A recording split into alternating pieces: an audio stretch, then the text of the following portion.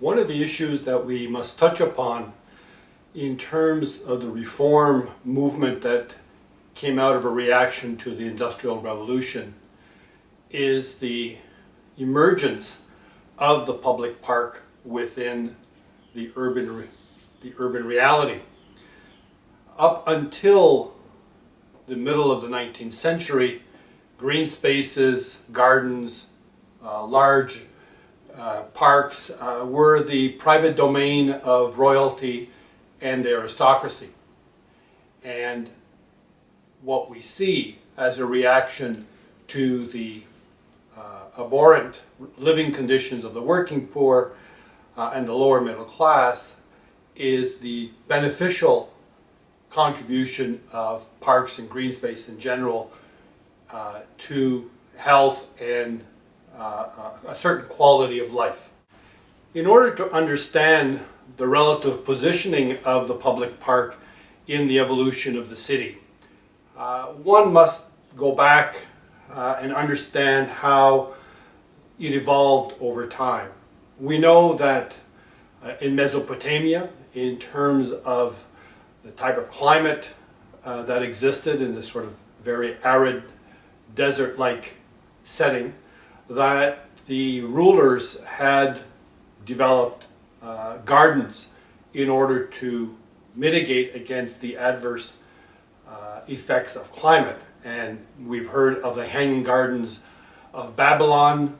Of course, archaeological research and digs have not really brought forward any physical manifestations of that, but in the writings we know that they existed. Certainly, the Greeks and the Romans came into contact with the Persian Empire, which was the successor civilization in the Mesopotamian area, and in coming into contact with the Persian Empire were able to see for themselves the benefits of hanging gardens and green space in general, and the use of water in order to create pleasant outdoor conditions. The Romans will push this further in terms of association with villas, and the precedent for the design of these private gardens is Hadrian's Villa, Emperor Hadrian's summer home near Rome. Hadrian's Villa is the precedent for the garden in general as perceived by the Renaissance architects. So it really is the first evidence of the garden, of the green space, being used significantly by the inhabitants of the city, in this particular case, the Roman villa. The Villa Adriana, which is these two illustrations, is also an example of green space that would have been built in and around a Roman villa. Of course, another major influence will be that of Islam. In the 8th century, as Islam spreads from Saudi Arabia through North Africa along the Mediterranean basin, they will work their way into Spain and will occupy southern Spain for many centuries. And of course will bring with them the tradition of gardens associated with rulers and the aristocracy in order to provide for their families and those associated with their immediate court the pleasures of outdoor living through the garden. And one of the most striking examples will be Alhambra, which today can still be visited. And this, when the Christian Spanish kings reconquer southern Spain and reestablish Christian rule, will discover these gardens, and subsequently through diplomacy, through the movement of aristocracy through Europe, the benefits and the qualities of Alhambra and its garden design will spread.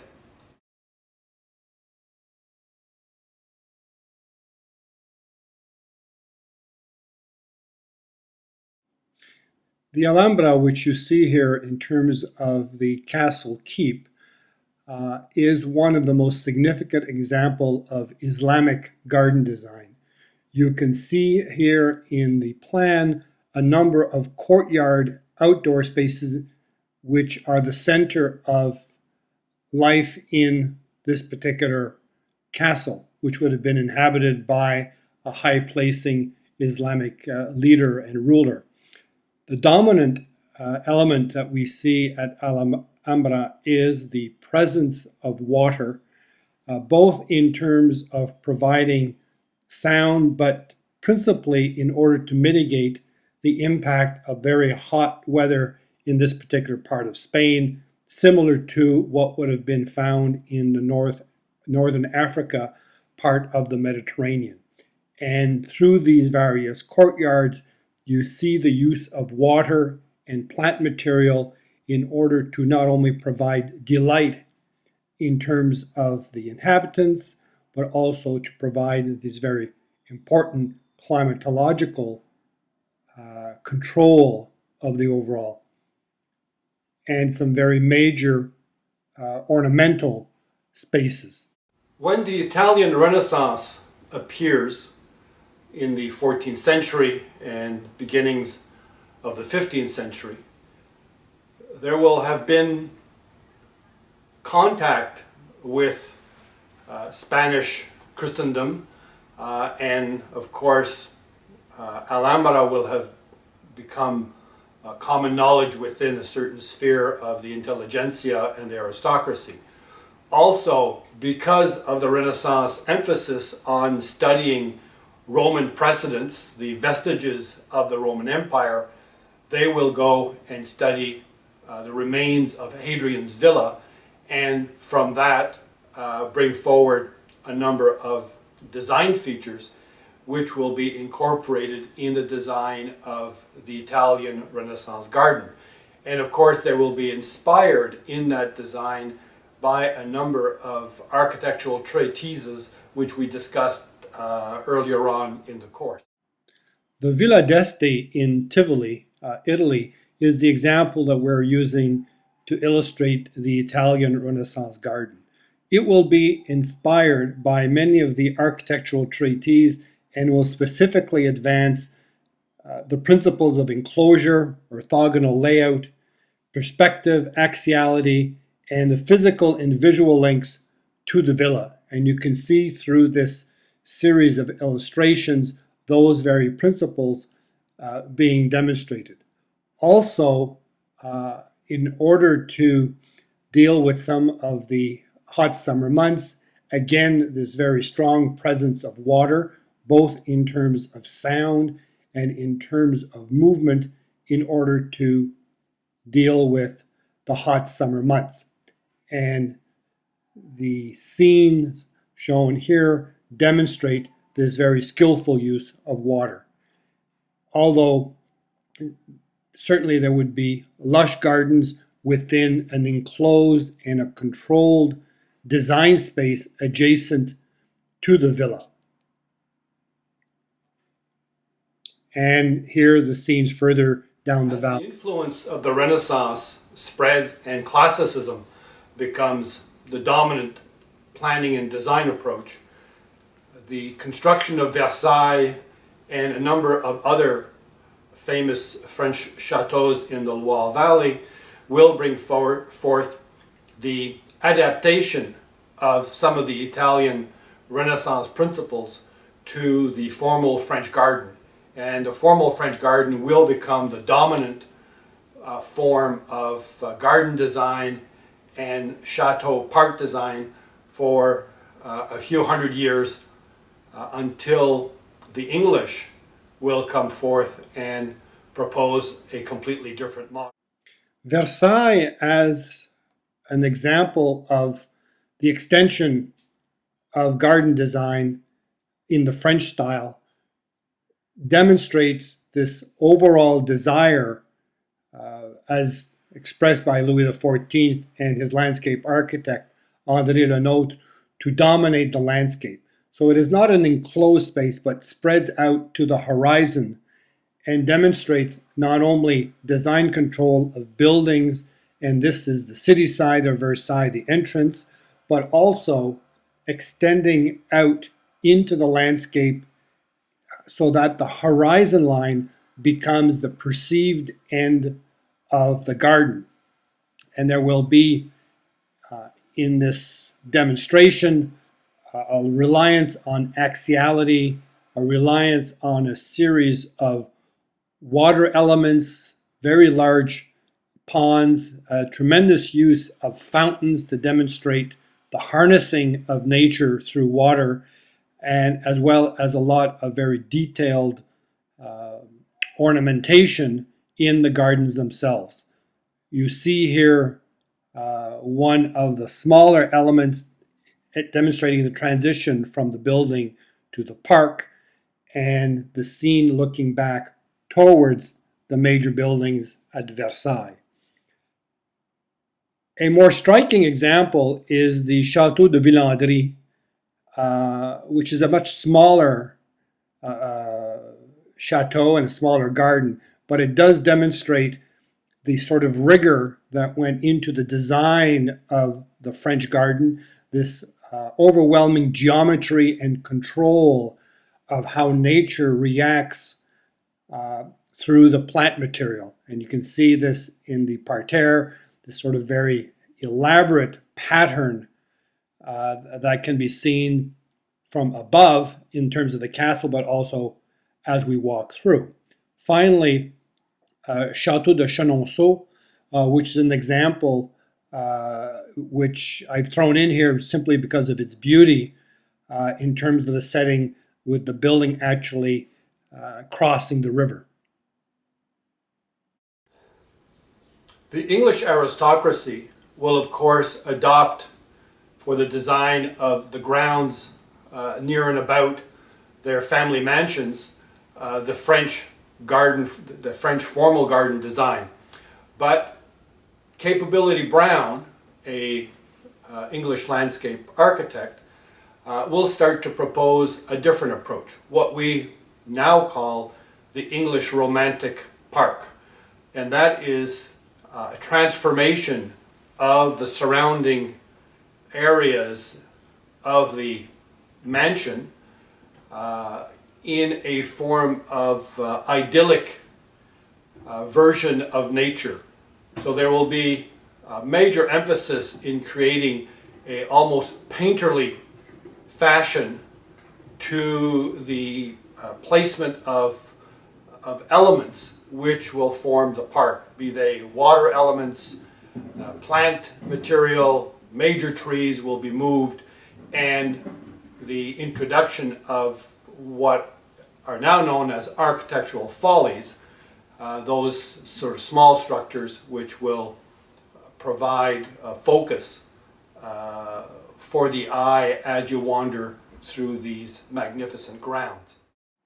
Blenheim is the example that I've selected to illustrate the English Romantic Park. And this particular plan predates the transformation of the park and reflects more the French garden approach, focused on the main building, Blenheim Castle, which you see here, and the gardens from the French period that were maintained.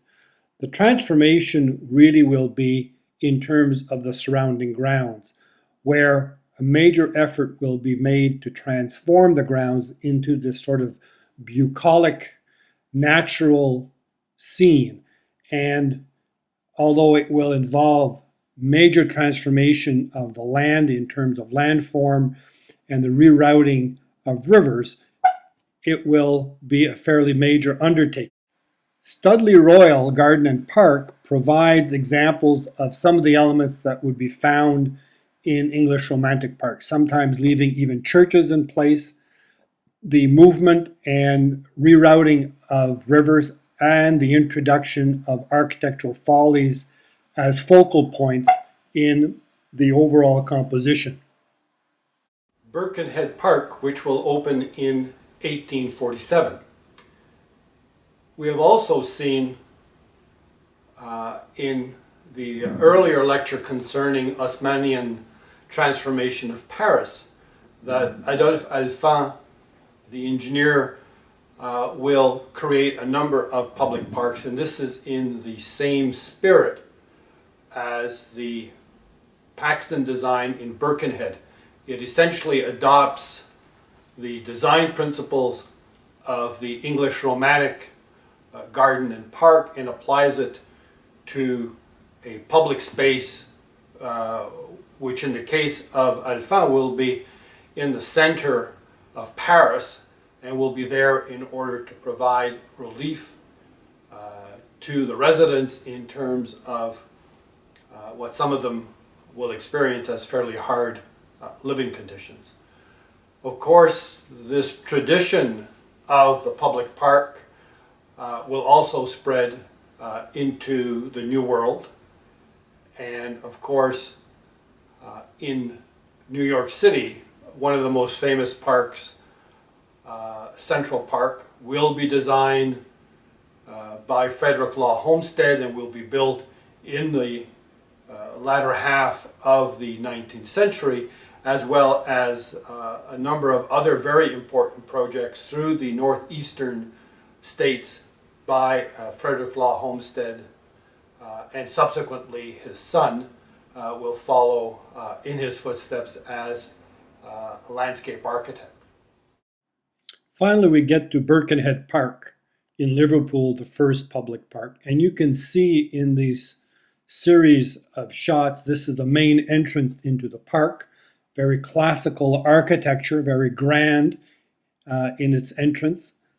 Some of the surrounding buildings, which were part of the overall development, primarily housing. Typical elements such as this bridge, which is like a little folly within the landscape.